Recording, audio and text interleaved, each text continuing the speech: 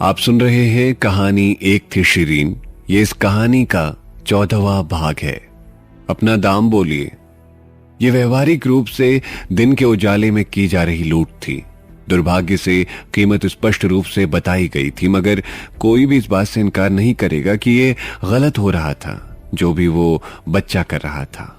भवन इतना शांत था कि परिंदे भी वहां पर मारने से पहले 1000 बार सोच रहे थे।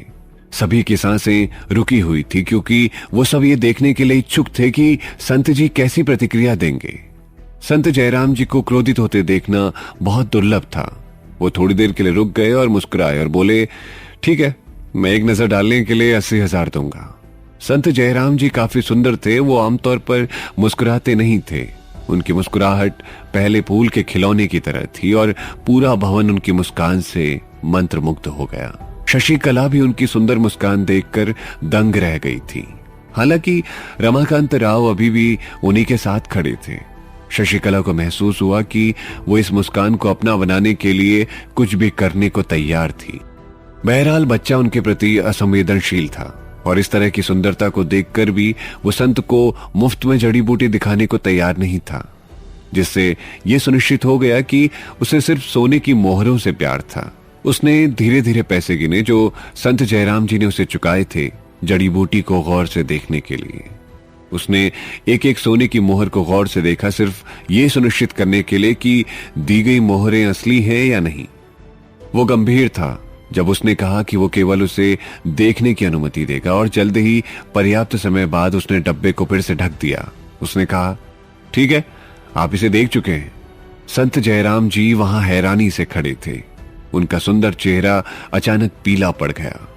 उन्होंने एक गहरी सांस ली और पूछा, बेटा, आप इस बूटी को बेचने के लिए कितने पैसे लेंगे? अपनी कीमत बताइए मुझे। अकेले अपने शब्दों के साथ उन्होंने साबित कर दिया था कि वास्तव में संजीवनी बूटी 3000 साल से पुरानी ही थी, और ये जानकर हर कोई हैरान था। कई प्रशंसाओं की अचानक से बच्चे पर बौछार होने लगी। एक स्पष्ट परछाई की चमक उसे अचानक से नजर आई।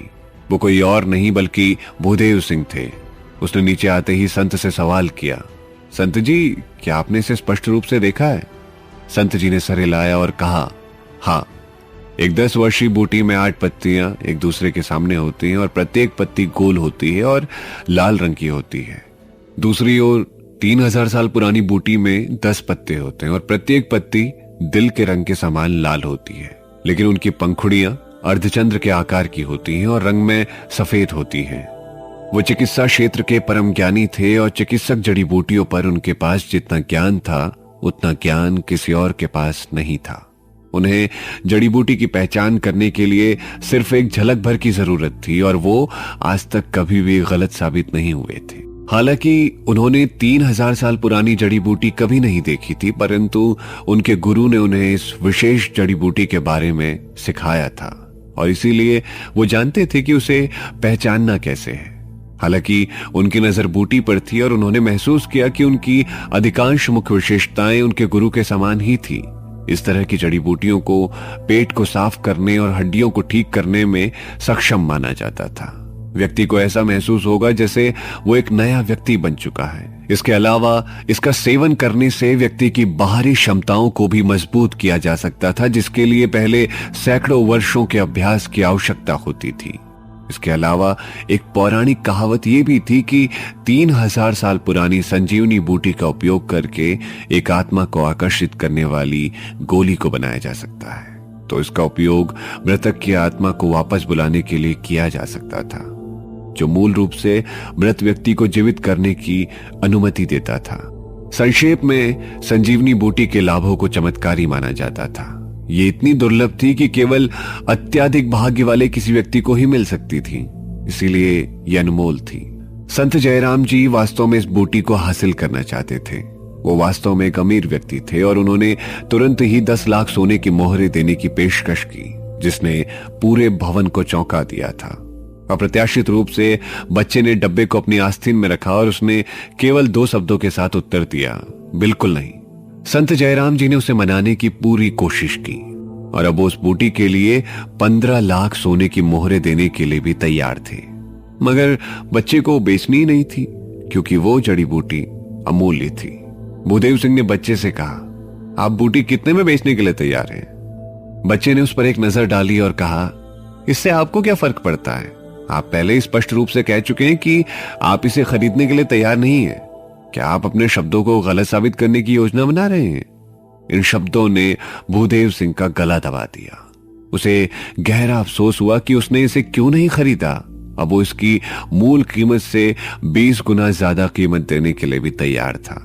बच्चे ने जोर देकर कहा कि वो इसे नहीं बेचेगा। यह मनुष्य का स्वभाव है कि एक अनमोल उत्पाद हमेशा अधिक मूल्यवान होता है, और इस तरह भूदेव सिंह अपने ही बनाए माया जाल में फंस चुके थे। भूदेव सिंह ने रमाकांत राव को पलक झपक कर इशारा किया और अपने पास बुला लिया। जैसे ही रमाकांत राव ने इशारे पर ध्यान दिया तो उन्होंने तुरंत कहा, बालक, भले ही आप जड़ी बूटी खरीद चुके हैं, लेकिन क्या आपको लगता है कि आप इसकी सुरक्षा कर पाएंगे?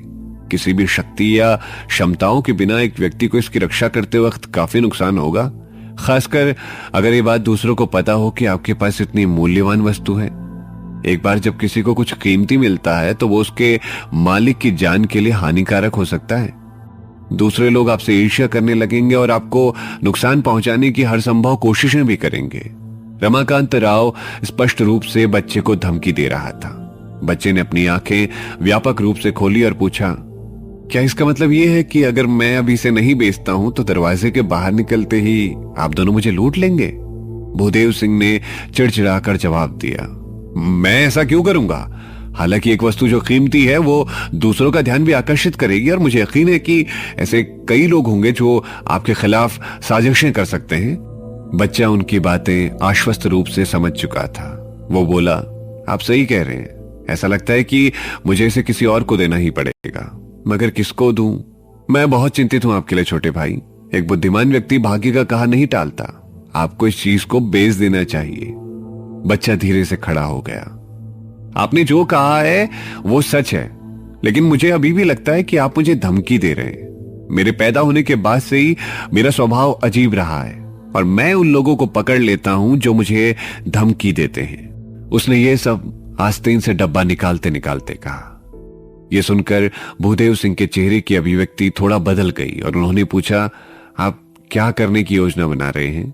बच्चा थोड़ा सा मुस्कुराया और कहने लगा, क्योंकि ये एक पवित्र चीज है, इसीलिए इसे किसी ऐसे व्यक्ति को देना चाहिए जो इसका असली मालिक बनने के काबिल हो।